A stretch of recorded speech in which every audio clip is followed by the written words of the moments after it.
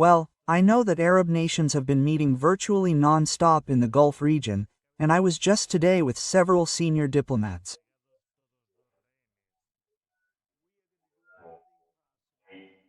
There are meetings underway at the United Nations.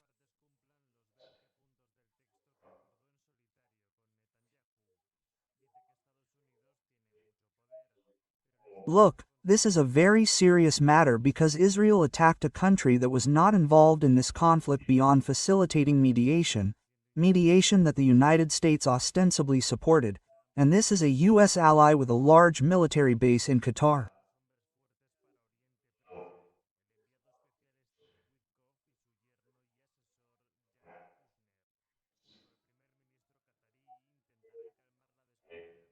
So this attack sent a message to the Arab world that the United States would not protect the Arab world from attacks by Israel, that Israel operates with impunity in the region.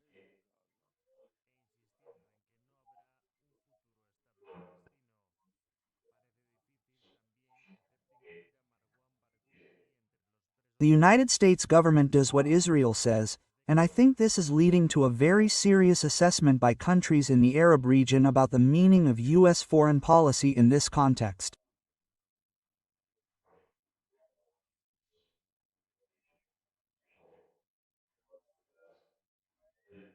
In other words, Israel is understood for what it is, a rogue, unchecked state operating outside of international law.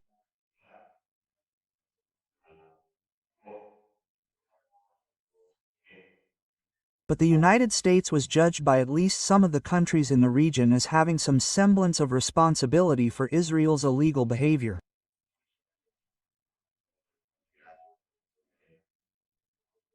And that now seems to have been decisively disproved. I know you're going to be at the UN next week, and the United States has relented and will allow the Palestinian delegation to land at JFK. As far as I understand, the Palestinian delegation will not be at the UN for the session on Palestine, except online. They will come online. There will be worldwide revulsion at Israel's behavior and there will be strong support around the world for Palestine. WH.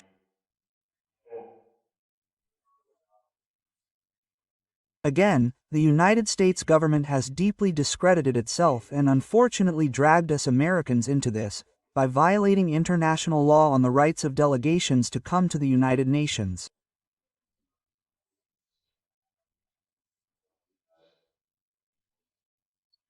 We are the host institution and this administration only does what Israel says. There is no American foreign policy.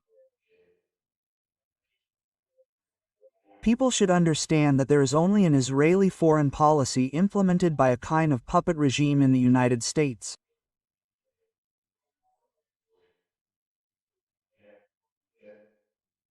I said we are just following. We are being pulled by the strings of the Mossad, by the Israeli government, by our Congress.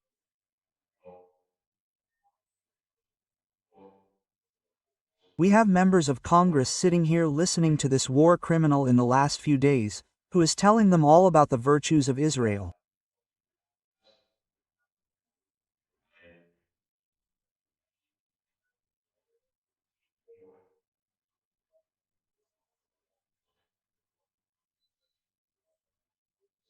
While Israel is committing genocide right next to where members of Congress are sitting, it is not only a disgrace and a dereliction of duty, it is a culpability on the part of the American political class because they are directly complicit in genocide, and one of the most important points about the 1948 Genocide Convention is that every country has a responsibility to stop genocide.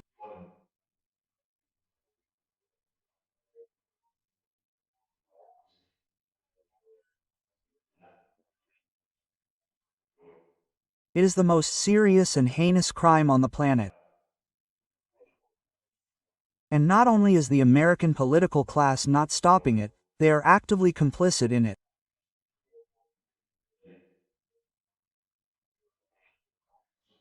The Secret Service has several emergency service vehicles that they use to transport the President of the United States from the White House to a hospital if ever necessary.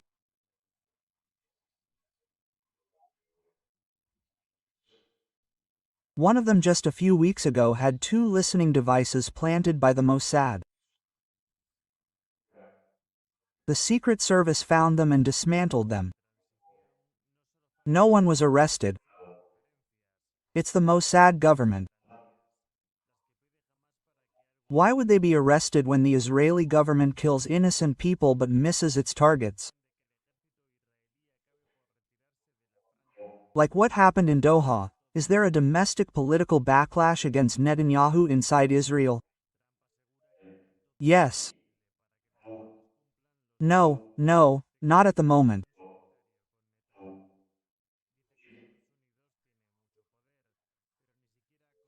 I mean, there's opposition to Netanyahu for many things, but not for killing Arabs. Unfortunately, even innocent Arabs who had nothing to do with the people they were targeting because they bombed a residential neighborhood.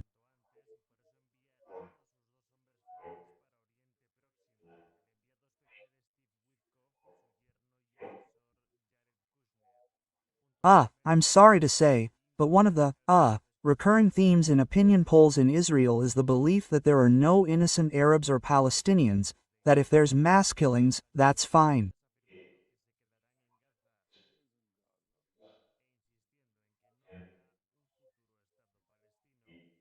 I'm sorry to say, and of course there are exceptions to this, but this is part of the picture right now. No, there's no opposition to something as minor as people dying in an Israeli bombing. Do you feel this way about Jews who aren't Zionists or Christians? No, I don't think so. I think it's especially directed at your neighbors, your immediate neighbors.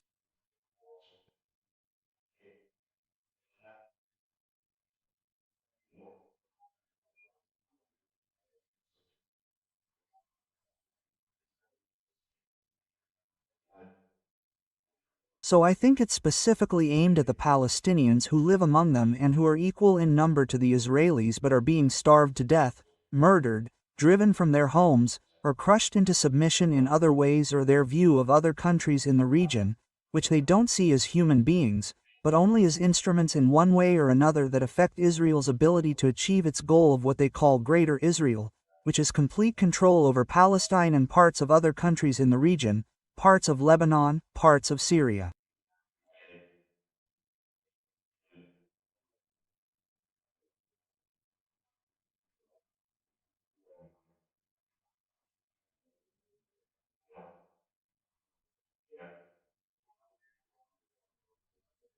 We don't know what the real limits of this supposed Greater Israel are, but this is a very instrumental view.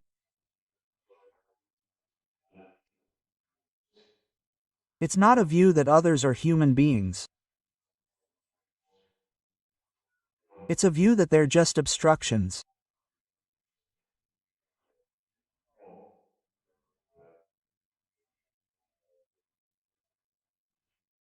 Yet Israel's reputation for assassinating its enemies is so prevalent that Benjamin Netanyahu went on the international airwaves before the person who pulled the trigger was caught to deny that the Israelis had assassinated Charlie Kirk.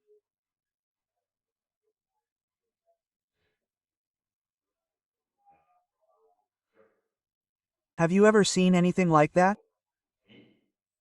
Israel's mode of behavior is assassination. Who do they assassinate, especially those who are negotiating? This is unbelievable. They assassinate Hamas negotiators, they assassinate Hezbollah negotiators, they assassinate Iranian negotiators, or they bomb Iran to stop a round of negotiations. Israel doesn't want any diplomacy. Israel wants complete domination and total submission of everyone else. The negotiators get in the way, they could reach a deal. They've often signaled that they've reached a deal. That's when they become real targets for Israeli assassinations.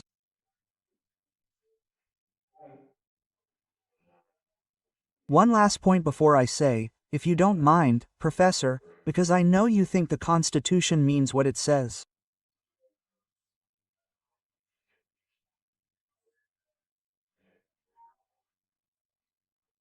And before we get to the UN report on genocide, last week, the United States Supreme Court, in one of those shadow docket opinions, where it doesn't give a reason, it just says yes, no.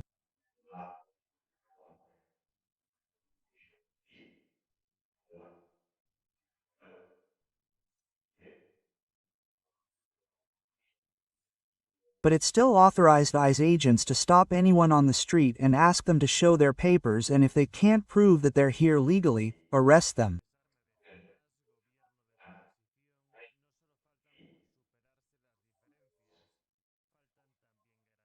What happened to the Fourth Amendment and the probable cause required and a warrant required before arresting people?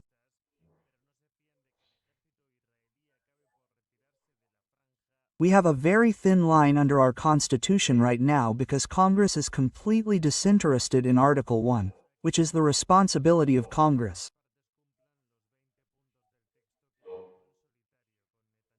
We have no congressional responsibility whatsoever.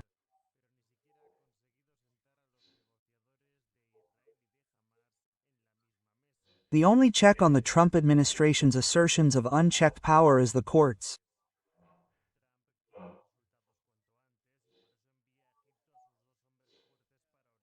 All across America, courts are ruling, one by one, that what Donald Trump is doing is illegal, unconstitutional, or an assertion of power that he does not have.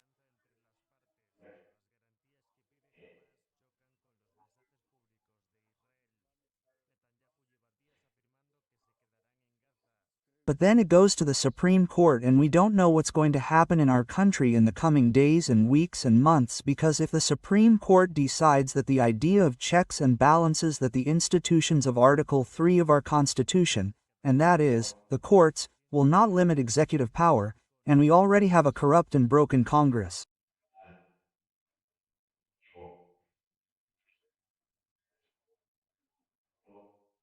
then Trump will do whatever he wants. He will call in the troops wherever he wants. He will call in the ISS wherever he wants. Why, of course, rumors are circulating about all the additional power exceptions that he has planned.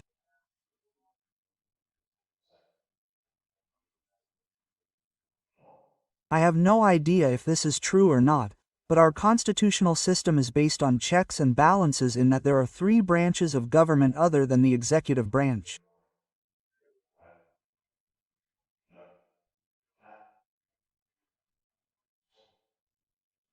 The Article 2 branch has its power checked and limited by the Article 1 branch, Congress, and Article 3, the courts.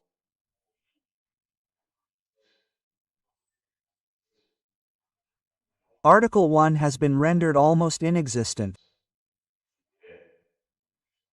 Our Speaker of the House is perfectly useless in protecting our rights or the prerogatives of Congress.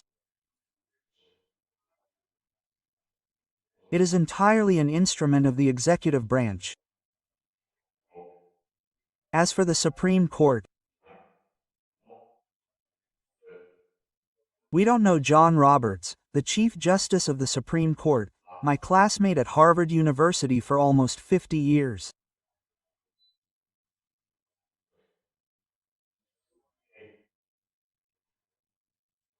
If he destroys the American constitutional system, it will be a tragedy of which I cannot say how great, but that is a responsibility that now rests with a few individuals.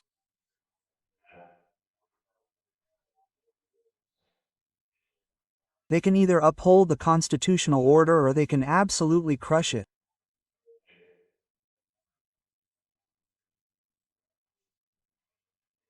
Most constitutional orders eventually fall. Maybe ours will fall in days, weeks, or months, but right now it's the Supreme Court that's basically the last straw because there's no self-restraint on the part of our executive branch.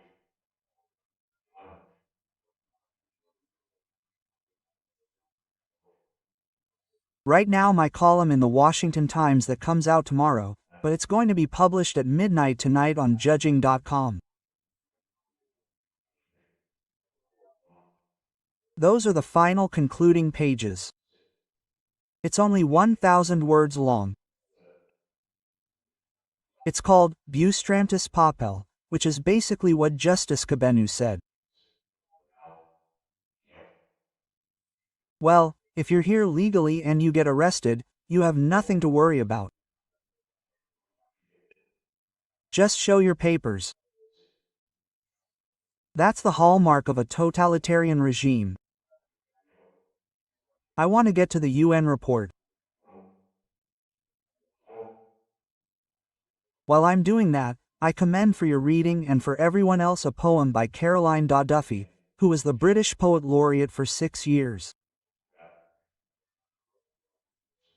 Her poem is called State Banquet. She compares the splendor that King Charles and Donald Trump are having for dinner to that of the children in Gaza and ends with the image of a young baby searching for food through a bullet hole.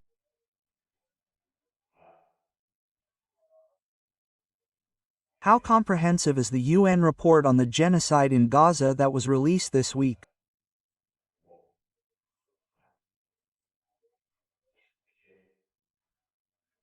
Let me show people, they can't read the text, but it says legal analysis of Israel's conduct in Gaza, and it's the Independent International Commission of Inquiry.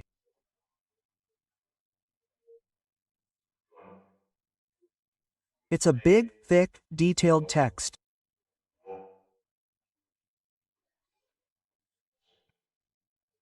All very dense, with evidence and legal analysis. It's an extraordinarily profound, penetrating, and terrifying document. Terrifying in the sense that it lays out with absolute clarity the commission of genocide by Israel that is ongoing.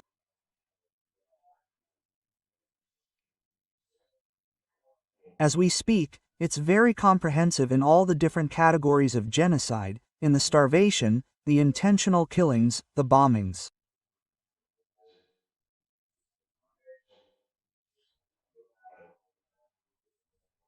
It's very clear in the intent of Israel's political leaders, quoting them, which is not hard to do because they have not disguised their genocidal intent.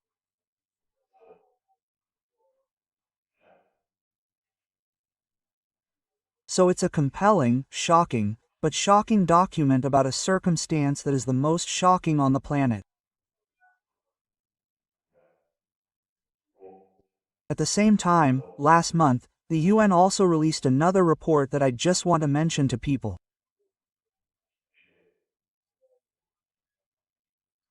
It's called the Gaza Strip Integrated Food Security Classification Phase Review Committee.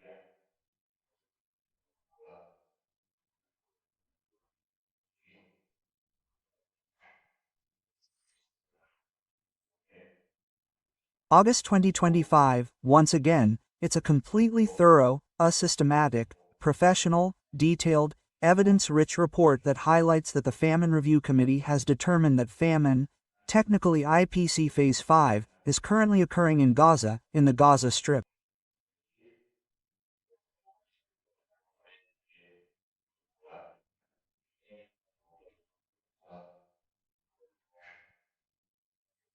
The FRC projects that the famine thresholds will be crossed in other strips in the coming weeks. There are hundreds of thousands of people being starved to death right now, being starved to death. If this continues and we have mass famine, Israel will never get through this. Whether Israel survives this, I don't know.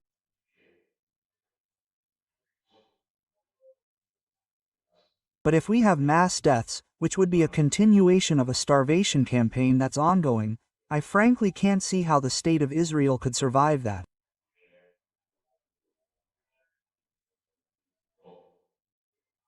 What about these reports and what government actions do you expect to see taken?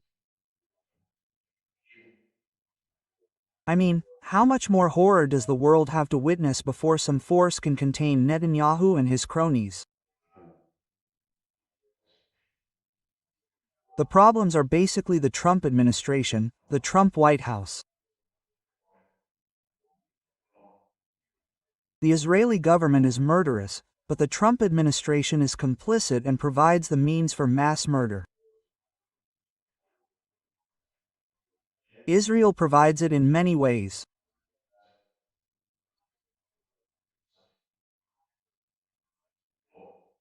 It provides the weapons, it provides the funding, it provides the diplomatic cover every time there is an attempt, for example, under the UN Charter to introduce a security force or a ceasefire.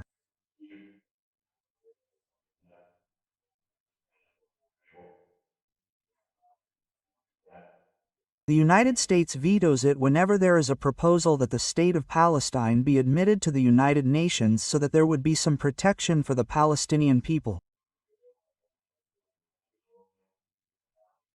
The United States vetoes it against virtually the entire world at this point. And it's not Americans. Notice how we talk every week.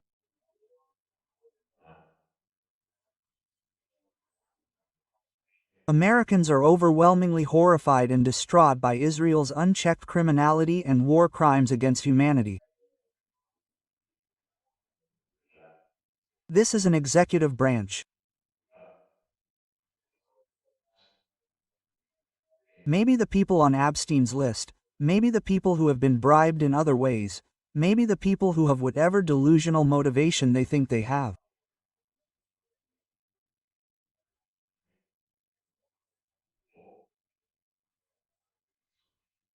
But this is a small group in the United States that is allied with a murderous group in Israel to commit genocide, and several large American tech companies are actively involved in this.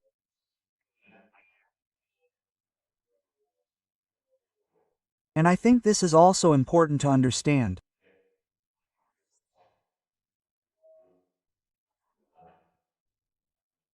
Microsoft, Google, Amazon, OpenAI, Dell Palantir provide a tremendous amount of digital support, cloud services, AI systems to support the Israeli Defense Forces. They are complicit in this genocide.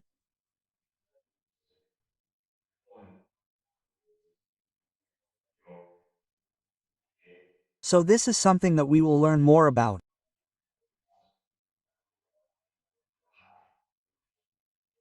The fighting will stop and people will come into Gaza, and the scenes and the findings will be more horrific than people apparently understand at this point.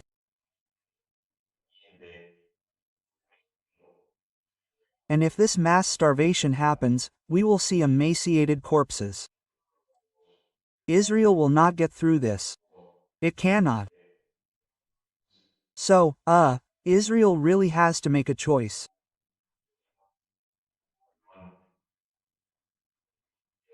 In my view of their survival, I consider the 3 or 4 leaders of Israel, Herrick, Netelu, Bengber, and Smurid, to be, first of all, mass murderers.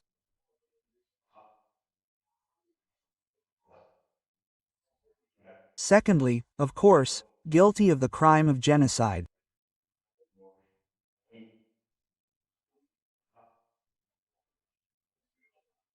And thirdly, completely delusional that they think that Israel is somehow going to stand given what it's doing, delusional that any attack on Israel is somehow anti-Semitism, right?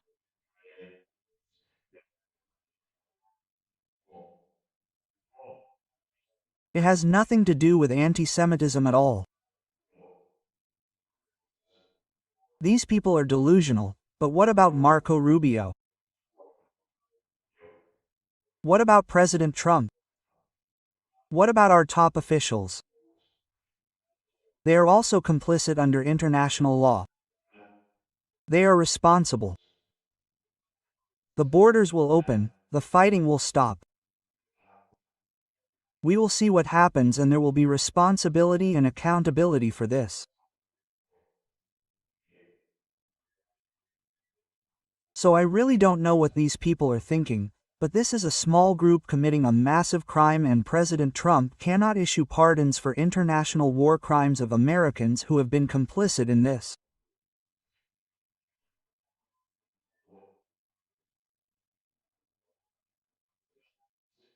You mentioned the Speaker of the House. You could add the U.S. Ambassador to Israel. You could certainly add the Secretary of State and whoever else is encouraging Trump to do this.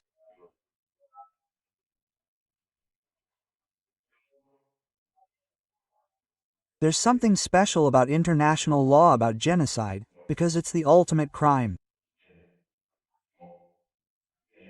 There's also legal responsibility and legal accountability.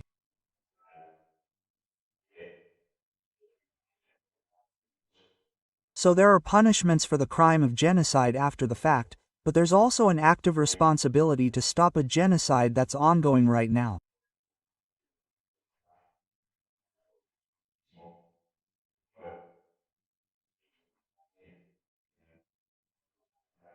Again, I don't know if anybody in the White House or the State Department has an ounce of decency and honesty about this, but they have more than an ounce of responsibility, so they should look at what's actually happening so they can understand that this is no small matter.